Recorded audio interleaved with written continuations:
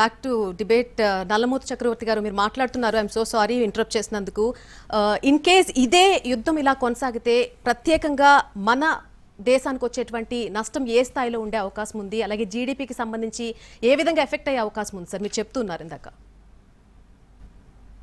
ఈ యుద్ధం దాంతో వచ్చిన ఆయిల్ క్రైసిస్ ప్రపంచవ్యాప్తంగా భారతదేశంతో పాటు అన్ని దేశాల మీద ప్రభావం చూపుతుంది. కాకపోతే భారతదేశం మీద కాస్త ఎక్కువ ప్రభావం చూపుతుంది. దానికి కారణం హర్ముజ్ స్ట్రైట్ ఏదైతే ఉందో దాని నుంచి వచ్చే గ్యాస్, మన దిగుమతి చేసుకున్న గ్యాస్లో 89% అక్కడి నుంచే వస్తుంది. పెట్రోల్ కూడా సిగ్నిఫికెంట్లీ క్రూడ్ ఆయిల్ అక్కడి నుంచే వస్తుంది. So will be affected more ఇతర దేశాలతో పోలిస్తే. అయినప్పటికీ కూడా ఏ విధంగా అయితే ఇప్పుడు చైనాకి శుభ్రంగా ఆయిల్ వస్తుంది, ఇరాన్ ఉత్పత్తి చేసే ఆయిల్ స్ట్రైట్ ఆఫ్ హర్మూజ్లో నుంచి షిప్స్ వెళ్తున్నాయి, చైనాకు చేరుతున్నాయి, వాళ్ళకి ఎటువంటి ఇబ్బంది లేదు. అదేవిధంగా భారత ప్రభుత్వం కూడా is negotiating with Iranian government. ఇవాళ వచ్చిన వార్తాపత్రికలు వచ్చిన వార్తలు చూస్తే దాదాపు 20 షిప్పులు, భారతదేశానికి రావాల్సిన 20 షిప్పులు ఆ స్ట్రైట్ ఆఫ్ హర్మూజ్లో ఈరోజు ఇరుక్కొని ఉన్నాయి. ఇరానియన్ ప్రభుత్వం సుముఖంగా ఉన్నట్లు మనకు వార్తలు వచ్చాయి. సో దేశాలు తమ వంతుగా ప్రయత్నాలు చేస్తాయి. And I think the oil will start flowing. చాలా సిగ్నిఫికెంట్ ఈవెంట్స్ ఆర్ హ్యాపెనింగ్.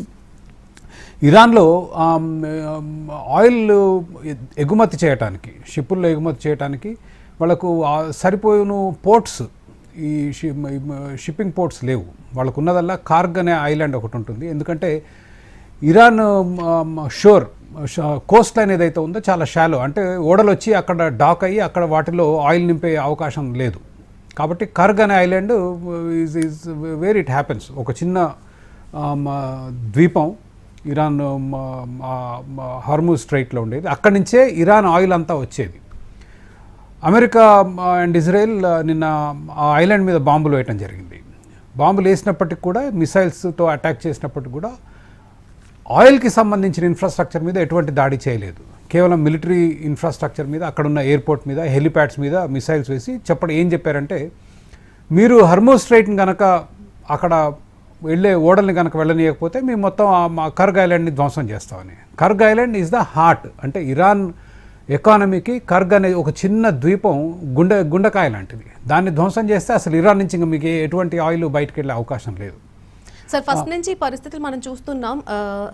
ఒక 2 రోజుల్లో ముగించేస్తాం యుద్ధం అనే తీరుతో ఫస్ట్ నుంచి కూడా ట్రంప్ ప్రెసిడెంట్ అలానే స్టార్ట్ చేశారు. గతంలో వెనుజులాలో ఏదైతే పరిణామం జరిగిందో అదే ఎక్కడ కూడా జరుగుతుందని వారు ఆశించిన తీరు కనిపించింది. కానీ ఎక్కడా కూడా ఇరాన్ వెనక్కి తగ్గకుండా మేము స్వాభిమానాన్ని చంపుకునే ప్రసక్తే లేదు, ఖచ్చితంగా మేము పోరాడుతూనే ఉంటాం, మేము స్టార్ట్ చేసిన యుద్ధం కాదు ఇది అని ఫస్ట్ నుంచి చెప్తూ ఉన్నారు.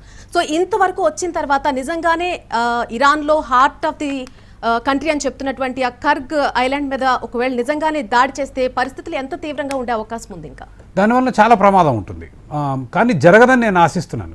ఇప్పుడు అమెరికా వాళ్ళు చేసిన దాడిలో చాలా జాగ్రత్తగా ఇరానియన్ ఆయిల్కి సంబంధించిన స్టోరేజ్ యూనిట్స్ కానీ, ఈ షిప్పింగ్కి సంబంధించిన లోడింగ్ ఏరియాస్లో కానీ అక్కడెక్కడ వాటికి ఎటువంటి హాని జరగకుండా చాలా జాగ్రత్తగా వేశారు. ఎందుకు? కేవలం ఒక సందేశం పంపించడానికి. మీరు హర్మూజ్ స్ట్రైట్లో ఉన్న ఓడల్ని కనుక మీరు పోనివ్వకుండా అడ్డుకుంటే మేము కర్గ్ మీద దాడి చేసి మేము మొత్తం ఆయిల్ ఇన్ఫ్రాస్ట్రక్చర్ని ధ్వంసం చేయగలం. అది ధ్వంసం చేస్తే ఇంక ఇరాన్ అసలు ఎగుమతి చేయలేదు oil. That is a big problem. అయితే అది ఎంతవరకు సక్సెస్ అవుతుందని చూడాలి. But I'm quite optimistic.